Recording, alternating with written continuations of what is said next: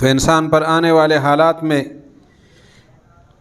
اس کے اعضاء اور جوارح ہیں کہ اس کے اعضاء کتنے ہونے چاہیے، اتنے اعضاء اگر ہیں جتنے ہونے چاہیے تو اعضاء کے لحاظ سے یہ صحت مند ہے، اور اگر اعضاء کم و بیش ہیں تو یہ اعضاء کی تعداد کے حوالے سے بیمار ہے۔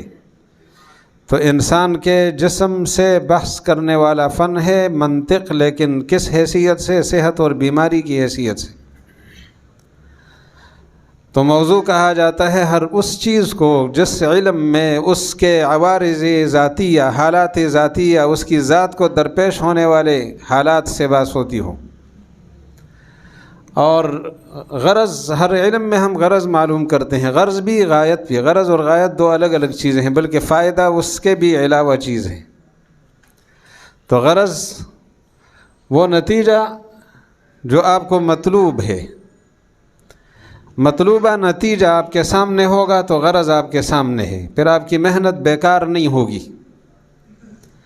اور غایت وہ نتیجہ آپ کے ہاتھ میں آ جائے۔ آپ نحو پڑھتے ہیں کہ میں عربی کی عبارت صحیح پڑھوں، یہ آپ کی غرض ہے، اور جب آپ نے عربی کی عبارت صحیح پڑھنا شروع کر دی تو آپ کی غایت، یہ اس کی غایت ہے۔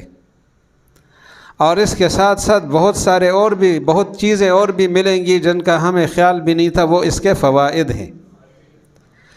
ہم حرمین شریفین جا رہے ہیں، ہماری غرض ہے کہ عمرہ کریں، حج کریں، یہ ہماری غرض ہے، اس کے لیے محنت شروع ہو گئی۔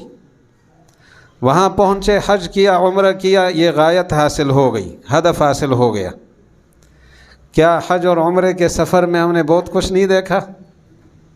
ہم نے ہوائی جہاز دیکھا جو پہلے نہیں دیکھا تھا، اس میں سوار ہو گئے، وہاں جدہ دیکھا، مدینہ منورہ دیکھا، مقدس جگہ۔ یہ اضافی فوائد ہیں، غرض و غایت دونوں کے علاوہ۔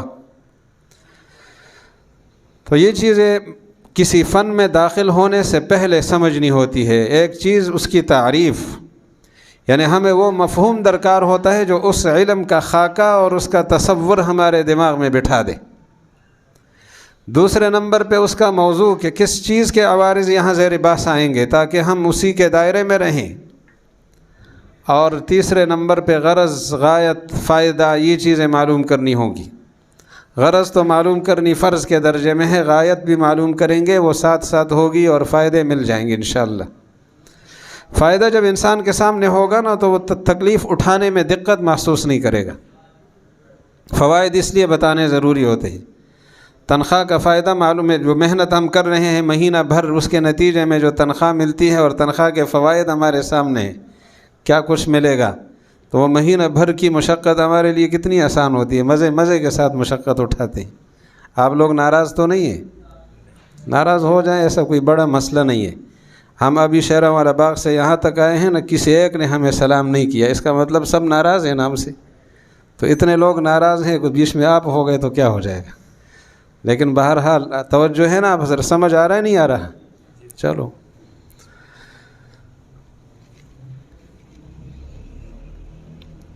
عوارض ذاتیہ سے بحث ہوتی ہے۔ یہ عوارض ذاتیہ طلباء جانتے ہیں یہ 3 قسم پر ہیں، جو بلا واسطہ کسی چیز کو براہ راست لگتے ہوں، صرف اس چیز تک پہنچتے ہوں، یہ عوارض ذاتیہ کی پہلی شکل ہے۔ عوارض ذاتیہ بلا واسطہ، جیسے انسان عجیب چیز دیکھے اس کو تعجب ہوتا ہے، تو تعجب اور انسان کے درمیان واسطہ نہیں ہے۔ تعجب لگتا ہی انسان کو ہے، انسان کے علاوہ دوسری کسی مخلوق کو، حیوانات میں سے، جانداروں میں سے کسی کو تعجب نامی صفت لاحق نہیں ہوتی، یہ حالت لاحق ہوتی ہی نہیں ہے۔ پھر عوارض ذاتیہ میں دوسری چیز وہ عوارض ہیں جو انسان کے، یعنی انسان نہیں، کسی چیز کے مساوی خارج کے واسطے سے اس کو لاحق ہو۔ مساوی بھی ہے اور خارج بھی ہے۔ خارج ہے یعنی اس مخلوق کے وجود سے باہر ہے، لیکن ہے اس کے مساوی، مفہوم میں دونوں مساوات رکھتے، مفہوم الگ الگ ہے، مصداق دونوں کا ایک ہے، مفہوم الگ الگ ہے۔ مثلا انسان اور متعجب، تعجب کرنے والا، یہ الگ مفہوم رکھتا ہے، اور انسان کا الگ مفہوم ہے، لیکن دونوں مساوی ہیں۔ اب انسان کو ہنسی لاحق ہوتی ہے، ہنستا ہے، اور اس ہنسی اور انسان کے درمیان جو واسطہ ہے وہ تعجب ہے، تو متعجب انسان کے مساوی ہے، ضحک لگا ہے متعجب کو، اور متعجب انسان کا مساوی تھا لیکن مساوی خارج۔ تو جو چیز کسی چیز کو لگے براہ راست وہ اس کے لیے عرض ذاتی ہے، جو چیز کسی کو لگے اس کے مساوی کے واسطے سے اور مساوی خارج کے واسطے سے یہ بھی عرض ذاتی ہے۔ اور وہ عوارض جو بالواسطہ لگے لیکن وہ واسطہ مساوی داخل ہے، مثال کے طور پر انسان کے اندر ایک داخل چیز ہے ناطق۔ انسان دو چیزوں سے مرکب ہے، حیوان اور ناطق، جاندار اور سمجھدار۔ سمجھدار جاندار، سمجھ کا وہ معیار جو انسان کے پاس ہے کسی اور کے پاس تو نہیں ہے۔ تو اب اس جاندار کے ساتھ جو سمجھداری لگی ہے، یہ سمجھدار اور یہ انسان دونوں مساوی ہیں، لیکن یہ سمجھدار ناطق اس کے اندر داخل ہے، تو مساوی یہ داخل کے واسطے سے انسان کو بہت ساری چیزیں لگتی ہیں۔ تو مساوی داخل مساوی خارج، ادراک، چیزوں کا ادراک کرنا، یہ انسان کا عارض ہے لیکن ناطق کے واسطے سے، اور ہنسی انسان کا عارض ہے مساوی خارج کے واسطے سے، ناطق اس میں داخل ہے اور تعجب اس سے خارج ہے۔ اسی طرح عوارض ذاتیہ تین ہو گئے، اور عوارض غریبہ وہ بھی تین ہیں۔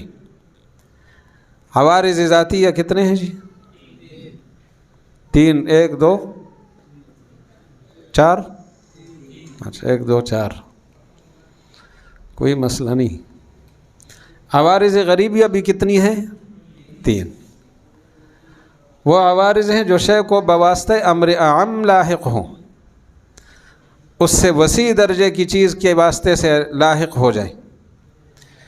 مثلا انسان کو چلنا لاحق ہے جاندار ہونے کے واسطے سے، اور جاندار ہونا انسان کا دائرہ اور جاندار کا دائرہ دونوں میں فرق ہے۔ جاندار کا دائرہ وسیع ہے اور انسان کا دائرہ اس سے محدود ہے، لیکن یہ انسان اس جاندار کے دائرے میں داخل ہے۔ تو انسان جو چلتا پھرتا ہے یا سانس لیتا ہے یہ حیوان ہونے کے واسطے سے، اور حیوان اس سے اعم ہے، تو یہ عرض غریب ہے۔ وہ عوارض جو بواسطہ امر اخص اس کو لاحق ہو، اخص جس کا دائرہ اپنا محدود ہے، اس کے واسطے سے امر اعم کو کوئی چیز لگ گئی۔ مثلا جاندار تقریر کرتا ہے، جاندار ہنستا ہے، جاندار لکھتا ہے، کس کے واسطے سے؟ انسان کے واسطے سے۔ درمیان میں انسانیت کا واسطہ نہ ہو تو جاندار کچھ نہیں کر سکتا۔ اب انسان کا دائرہ محدود ہے اور حیوان جاندار کا دائرہ اس سے وسیع ہے، تو وسیع دائرے کی مخلوق کو اور وسیع دائرے کی چیز کو محدود دائرے کے واسطے سے، محدود دائرے کی چیز کے واسطے سے ایک عارض لاحق ہوا۔ اور کبھی کوئی چیز عارض ہوتی ہے امر مبائن اور ضد کے واسطے سے۔ پانی گرم ہوتا ہے نہیں ہوتا؟ کس کے واسطے سے؟ گرمی اور پانی کے درمیان واسطہ آگ ہے، اور آگ اور پانی ایک دوسرے کی ضد ہے، لیکن اس پانی کو اس نے گرم کر لیا، تو یہ بھی عرض غریب کہلاتا ہے، عوارض غریبہ میں سے ہے۔ اب کسی علم میں جو چیز زیر بحث ہوتی ہے وہ موضوع کی ذات زیر بحث نہیں ہوتی، اور موضوع کے عوارض غریبہ زیر بحث نہیں ہوتے، بلکہ موضوع کے عوارض ذاتی یا زیر بحث آتے ہیں۔ ہمارے گجرانوالہ کے اور عالم پاکستان کے بہت بڑے عالم تھے، گجرانوالہ میں زیادہ عرصہ انہوں نے گزارا، حضرت مولانا عبدالقیوم ہزاروی رحمہ اللہ۔ ہمارے منطق کے تو بہت زیادہ ہم نے ان سے پڑھا۔ میں نے ایک دفعہ پوچھا، استاد جی عوارض غریب باس زیر باس کیوں نہیں آتے؟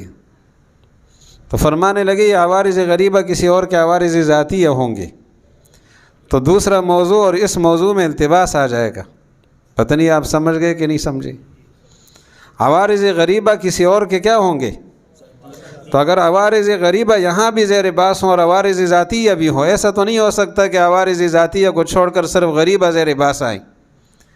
بہرحال عوارض ذاتیہ کے ساتھ ساتھ عوارض غریبہ کو آپ زیر باس لائیں گے، اور یہاں اس چیز کے یعنی اس موضوع کے عوارض ذاتیہ